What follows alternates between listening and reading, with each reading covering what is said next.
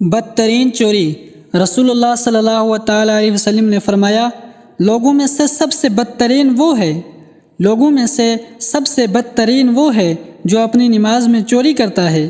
لوگوں نے پوچھا، یا رسول اللہ صلی اللہ علیہ وسلم، انسان اپنی نماز میں چوری کیسے کر سکتا ہے؟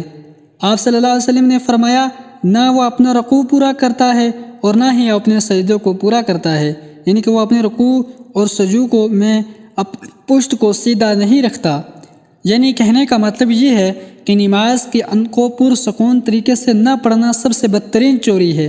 یعنی کہ اللہ کے نبی صلی اللہ علیہ وسلم نے فرمایا، تم نماز اس طرح سے پڑھو جیسے کہ ایک خشک درخت کھڑا ہے، اور اللہ کے نبی صلی اللہ علیہ وسلم نے فرمایا، نماز اس طرح سے پڑھو جیسے تم اللہ تعالیٰ کو دیکھ رہے ہو، اور اگر تم یہ نہیں تصور کر سکتے تو پھر کہو اللہ تعالیٰ ہمیں دیکھ رہا ہے۔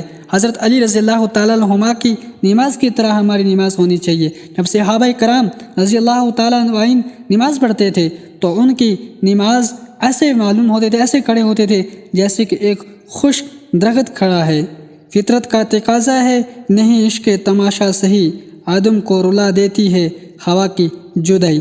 چینل کو سبسکرائب کریں۔ مزید ویڈیو پانے کے لیے ہمیں دیجیے اجازت۔ اللہ حافظ۔